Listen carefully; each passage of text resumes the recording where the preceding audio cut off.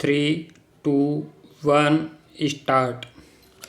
आखिरकार हरियाणा सरकार ने गठबंधन में शामिल जननायक जनता पार्टी की बहुप्रतीक्षित मांग पर निजी क्षेत्र की नौकरियों में हरियाणा के युवाओं को कोटा देने की राह प्रशस्त कर दी है।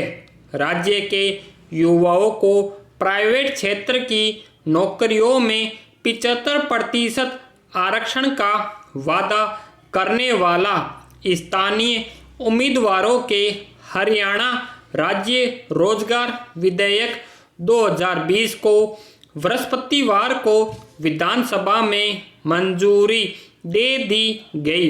यद्यपि इसमें हर जिले से 10% उम्मीदवारों को भर्ती का विकल्प देने की बात कही गई है। साथ ही सेवा प्रदाता कंपनी को इस बात की छूट भी होगी कि यदि विशेष श्रेणी के उद्योग के लिए उपयुक्त स्थानीय उम्मीदवार उपलब्ध नहीं है तो इस बात के लिए कंपनी श्रम विभाग को सूचित कर सकती है। उम्मीदवारों के पास राज्य में रहने का प्रमाण पत्र होना भी जरूरी है। ये सुविधा केवल 50,000 से कम वेतन वाली नौकरियों के लिए ही उपलब्ध होगी। शेष 25% पदों के लिए अन्य राज्यों के प्रत्याशी आवेदन कर सकते हैं।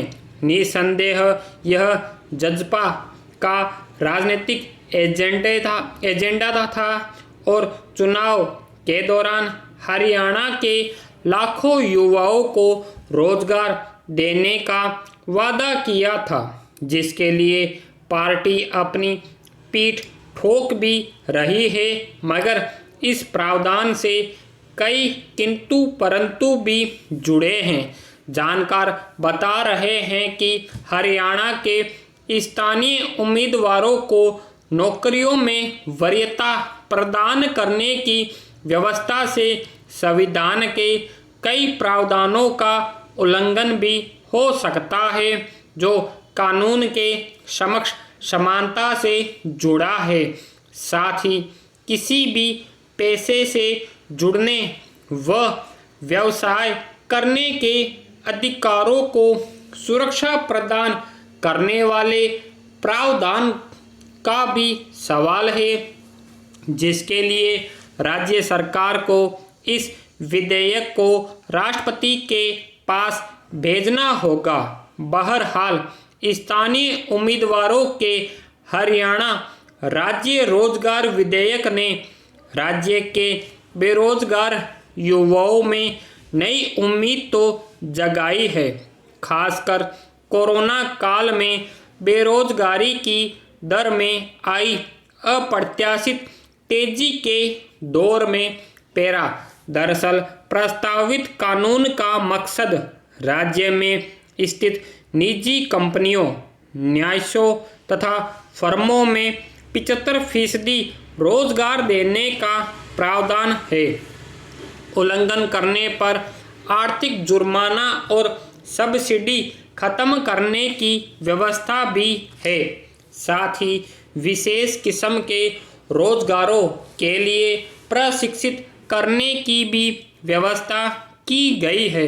यह प्रस्तावित कानून उन कंपनियों व रोजगार प्रदाता संस्था पर लागू होगा जहां 10 से अधिक कर्मचारी है, लेकिन यह नियम पहले से कार्यरत कर्मचारियों पर लागू नहीं होगा, बल्कि अधिसूचना जारी होने की तिथि के बाद की जाने वाली भर्तियों पर ही लागू होगा। साथ ही कानून के क्रियान्वयन की जवाबदेही श्रम विभाग को दी गई है। इसके अलावा कंपनियों तथा आउटसोर्सिंग कंपनी को उसके यहाँ कार्यरत लोगों की विस्तृत जानकारी सरकार के पोर्टल पर अनिवार्य रूप से पंजीकृत करवानी होगी। ऐसे ही निर्धारित मानकों पर खरा नहीं उतरने वाले उम्मीदवारों की जानकारी श्रम विभाग को देनी होगी। इसके उपरांत श्रम विभाग आवेदकों को प्रशिक्षण देने अथवा अन्य राज्यों के युवाओं को रोजगार देने की अनुमति प्रदान करेगा।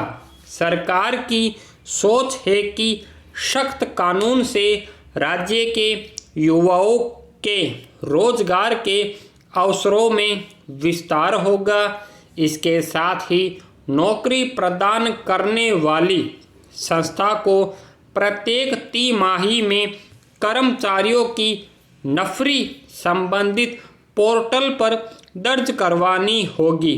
निसंदेह हरियाणा के युवाओं को रोजगार पाने का हक है, लेकिन चिंता इस बात की भी है कि कहीं अन्य राज्यों में इसी तरह की होड़ न लग जाए।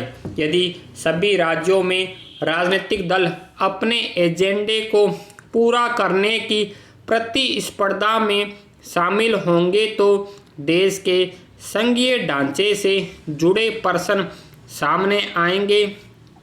निसंदेह रोजगार पाना किसी भी व्यक्ति का संवैधानिक अधिकार है, जिसे राज्य की सीमाओं में बांधने से कई तरह की विसंगतियां पैदा हो सकती है।